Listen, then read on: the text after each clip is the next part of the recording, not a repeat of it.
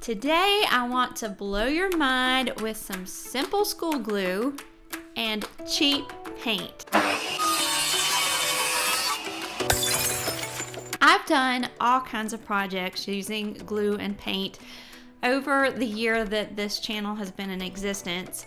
I did a chippy mantle with some hand-hewn wood and reclaimed barn wood that I used. I did a wall-hung coat rack, gorgeous, using glue and paint to make that chippy effect. And there have been countless other projects. My girls often tell people, yeah, Mom went through a stage where she was turning everything shabby chic. She wanted everything white and chippy. And that's true. I love white chippy paint. I just love the way it looks, and it's so simple to do. Well, today I'm going to transform a lamp that I found at a consignment store. I've had it for about a year now. I love the way that this lamp looks. It has the cutest little birds on there. I'm just not crazy about the color. So using glue and cheap paint, I'm going to show you how I'm going to transform this into a shabby chic piece of art, and it's something that you can do with just about any substrate. Are you ready to have your mind blown? This is the gorgeous lamp that I want to transform. I found it at a consignment shop. I think I gave $5, maybe $8. Still has a functioning light bulb it came with, and it has 3 different brightness settings. A steal of a deal, but you can find things like this at consignment shops and yard sales all the time. The first thing I'm going to do is remove this lampshade, and I'll show you in a minute. Here at the top, holding the lampshade on, it has the cutest little finial up here. It's a bird, like a little finch or a little chickadee. I don't know all of my birds that well, but here's this little guy that's on top. He's missing a beak, but there's enough of a stub there that it just kind of looks like he has a very small beak, so that doesn't bother me at all. This is what holds the lampshade on. And then as you can see here on the lamp itself, there's 2 precious little birds perched here. I'm just not crazy about the color or the particular hue of this. It is a resin type material, a hardened resin, and I'm sure it was machined. Probably they used an air blower to apply this paint finish. It has kind of a satin finish, but as I said in the beginning of the video, I have even used this method on glass and never had a problem with it coming back off. So let's get to work transforming this into a shabby chic chippy paint lamp. I'm going to begin the magic here on the stem or the neck of the lamp, and all that I'm doing is applying plain old school glue across the top generously, and I'm going to allow that to drip down. I'm just allowing gravity to pull that down to make natural drips with the school glue. No magic tricks here, just plain old school glue in a generous amount. Then I'm going to take one single finger and just kind of rub that on there to coat it evenly. Step 1 is done. I'm going to let that sit for a few minutes and let it dry till it's tacky. Now that the stem's covered, I'm going to go ahead and cover my little birds. Working from the top down. Just do a generous coating on them, and now I'm going to give them a little massage and rub that glue in. The trick of this is the thinner the glue, the smaller and tighter your little chippy paint crackles will be. The thicker the glue, the more chunky and larger the chippy crackles will be.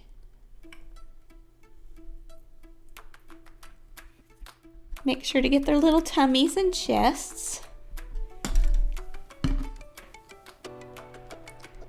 And it's not an exact art by any means. If you miss spots, that will just add character.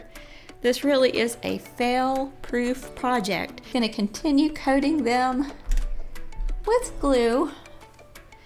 And I like variation so that there'll be small and large crackles when I'm done.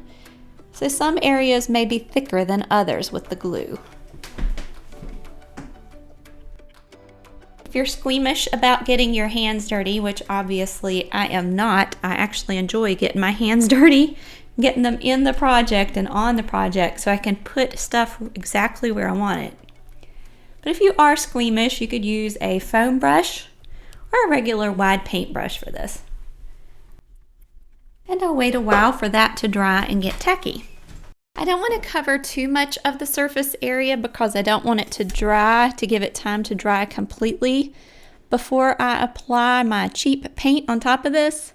So I'm going to stop here at this last top section of the lamp before I move on with any more gluing. But I'm going to give that a generous amount. I'm just spreading it out with my fingers. That pretty much covers the whole first section that I want to start with before I move on. I'm going to allow that to dry until it's tacky to the touch. If you can still see a string when you touch it, you know it's still wet or too wet to add your paint. So I'll come back in just a few minutes, probably 5 to 10 minutes, give it another test and see if it's still damp, but I'm not quite as stringy and thin. While I'm allowing that glue to set a bit, I want to talk a bit about the color and what effect this has on your base color.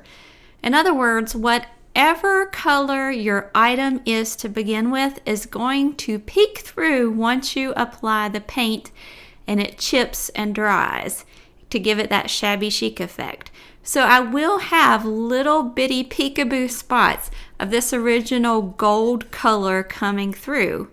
If I thought this color were hideous, I could completely cover my project with a different color before I begin. I just need to make sure that it is a water-based paint that I'm using, since I'm using a cheap water-based top coat for the chippy effect.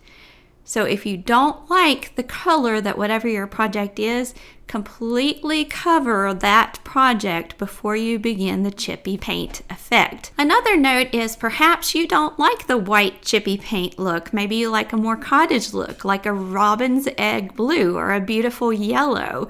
You don't have to do a white paint for this. Any cheap water-based paint is going to work in any color. I just prefer white because it's shabby chic, French country. I just really like it. It can be even coastal and it goes with just about anything. All right, I believe my glue is setting up nicely, so I can go ahead and start applying the paint. Basically, I'll be doing the same thing with the paint directly on top of this tacky glue. I'm going to squirt it around the top of this lamp neck and allow gravity to pull it down. If you do decide that you would like to use a paintbrush, try to use single strokes in one direction. Don't go back and forth, but just take your brush, just like I'm taking my finger, in one direction. If you overlap, it's going to remove too much of that glue that's underneath, and your effect won't be as mind-blowing. I'm leaving a generous amount of the paint on top of that glue, and I just continue that method all over the areas that I've already covered in my glue. Something else that I've learned from doing this method so many times, it's tempting to go ahead and mix the paint and the glue together and apply it at the same time, but it really does not give you the desired effect that you want in the end. It makes more like a hazy glaze than a crackled effect. If you thought that was the fun part, just wait till you see what's about to happen. Just wait until you see what is about to happen when I get my blow dryer and go to work on this. I'm just going to put it on the low setting and stay 2 or 3 inches away. You could always let it air dry, but what's the fun in that when you can speed things up? As you can see, as it dries, it begins to crackle and become beautiful and chippy, and it's as easy as that. I'm going to go ahead and continue this process over the entire project. All I'm doing is putting on plain old school glue liberally, allowing that to dry just until it's still tacky, then covering that in white water-based paint. You can let it air dry or blow dry it with a hair dryer to get more instant gratification. Easy as pie. Anybody can do that. You can do it to just about any project. Let's go ahead and finish this up and see what the finished product looks like.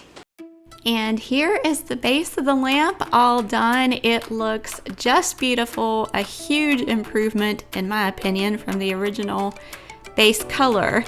But then something else caught my eye. It's that lampshade. This is just not gonna do with the current color that we have going on here. I don't like that combination. So I'm gonna do something for the very first time. I'm gonna try this new painting technique on fabric. Now granted, this fabric is a faux leather, so it's probably most likely a vinyl, plasticky type stuff. So I think it's not going to be a problem. I've used this on glass and it hasn't even come off. First thing I'm going to do is give the lampshade a thorough cleaning. This did come from a consignment shop and it sat in my house for a year with cats and dogs and now ducks, and I'm sure that it can use a good dusting and cleaning. First I use some dish soap and water, and then I follow that up with a little bit of alcohol just to get any of the soap residue off. Now I'm going to follow pretty much the same procedure that I did before. I'm going to add a generous amount of just basic cheap school glue to the lampshade, and then I'm using my finger to spread that out evenly all over the shade, trying not to leave any streaky areas. However, if you do miss an area, it's just going to add character. Now, just like before, I'm adding that cheap white water-based craft paint straight on top of the glue. I let the glue set for a little bit to where it's tacky. I'm using single strokes in one direction, trying not to go back and forth on there because that would remove too much of the glue and take away from our effect that we're trying to get here. And with time, you begin to see the cracks and fissures appear. You could definitely leave it to air dry without having to do any additional labor here. But as usual, I'm a bit impatient and I want immediate results. So I'm going to grab the hair dryer to speed the process up. If you also elect to use the hair dryer, be sure to keep it 2 to 3 inches away from whatever you are crackling, just so you don't scorch or overheat, or you can even cause the glue and the paint to blister if you leave it too close. Keep it moving. You don't want to keep it in one place for too long. Use the low heat setting, but I have the airflow on high. And here it is, all finished. The complete lamp and lampshade. I think it looks just great. Couldn't be happier with the way this turned out. And when I turn the lamp on, it really comes to life. It just looks so beautiful. It's shabby chic. It could be cottage, farmhouse, or even ocean type theme or nautical. It is beautiful. The great thing about having done the lampshade is it changes throughout the day depending on the light conditions. I like the way it looks with the lamp off just as well as on. It's really a big addition. I think it just looks great compared to what this lamp used to look like. It was great to begin with, but now we have something phenomenal to look at. If you're wondering how this crackle faux finish worked out on that faux vinyl or faux leather that is kind of a plasticky vinyl, it did just great. It held on, held fast. I don't think there's going to be any problem with it chipping or peeling off of there, and it couldn't have a more beautiful effect. So now we know that you can indeed use a faux finish crackle on plastic or vinyl type materials. I've been using this painting technique for a long time on a lot of different objects, but this by far is my favorite. This has been the coolest project. I really love the way it looks. The lampshade, when all the lights are off and just the lampshade is lit, it almost looks like molten lava. It's gorgeous. This is a simple project anybody with any skill level can do. It's totally fail-proof, and I think it's a lot of fun and definitely worth the $7 investment. That's $5 for the lamp and a couple of dollars for the supplies, the cheap paint and the school glue. If you like projects like this, be sure to check out the video links that I'm gonna put above and in the description of the video below. I have lots of other projects using this paint and crackle technique, and I'm sure there'll be many more videos in the future. Thanks so much for joining me. I'll see you next week.